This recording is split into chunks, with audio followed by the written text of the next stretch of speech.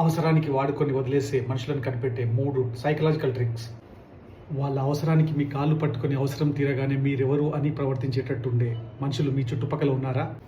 జాగ్రత్తగా వినండి, ఇది మీ లైఫ్కి చాలా ఇంపార్టెంట్. టిప్ నెంబర్ 1, వాళ్ళకి అవసరం ఉన్నప్పుడు మాత్రమే మీకు ఫోన్ చేస్తారు లేదా మెసేజ్ చేస్తారు, కానీ నార్మల్ టైంలో మిమ్మల్ని అస్సలు పట్టించుకోరు.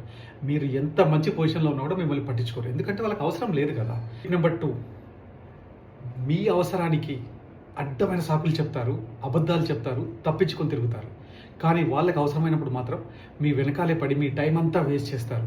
నెంబర్ 3, నో చెప్పడం అలవాటు చేసుకోండి. వాళ్ళ అవసరానికి మీరు మొహమాటానికో ఇంకో దేనికో నో చెప్పకుండా ఉన్నారంటే మిమ్మల్ని అడ్డంగా వాడదొప్పుతారు.